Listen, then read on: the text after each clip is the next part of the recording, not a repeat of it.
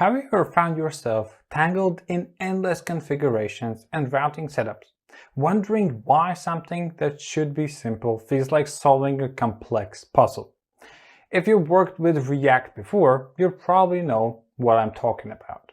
Well, today is going to feel like a breath of fresh air. In this video, we're going to expand our app by adding dynamic routes. We'll show how Next.js makes it easy to handle pages that depend on dynamic data, such as blog posts or product pages, without any complicated setup.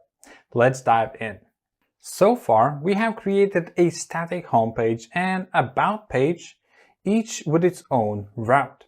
But what if we wanted a page that could change based on the URL? For example, imagine a page for blog posts where each post has its own URL. Let's see how we can do that using dynamic routes in Next.js. For this demonstration, we will create yet another folder under the app folder. This folder I will call posts. And under this folder, we will create yet another one that should look something like this. I'm going to use angle brackets and put ID inside of it. And under this folder, we will want to create a new file, which is going to be page.js. As you can see, our route is app, posts, ID, and then the page.js. So this is going to be the function we want to put inside of here. We will have a simple function that is called post, but as you can see, it has inputs as parameter ID. And we have created a dynamic route by wrapping the folder name in square brackets, as I mentioned before. This tells Next.js to treat the part as a URL as dynamic parameter. Inside the page.js file, we're using param.id to display the post's ID. Let's see this in action. In order to test it out, we will head to our browser. And here we need to navigate to /posts. As you can see, if I just enter /posts, I have 404, so nothing found.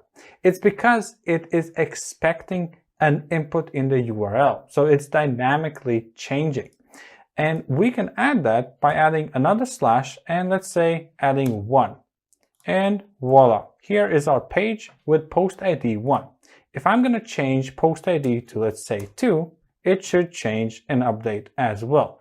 And here we have a working example of dynamic URLs. As you can see, this route dynamically adjusts based on the URL. This is incredibly useful for pages like blog posts, user profiles, or product pages, where each page is based on a unique ID or parameter in the URL.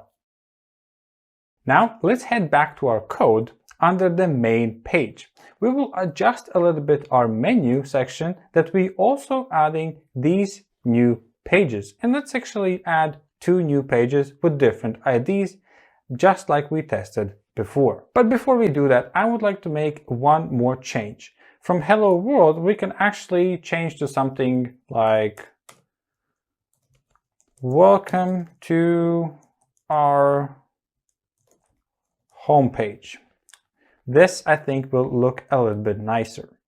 And here are going to be the changes we want to add. As you can see, we are following the same structure as before with the About page. This time, in the URL, we are putting 1 and 2 as an input IDs. Plus, I put a couple of page breaks so we have a nicer view. Let's head back to our browser and see how it looks like. Let's head back to the home page. And voila, here we have welcome to our home page, plus we have still working about page, as you can see, and we have post 1 and post 2.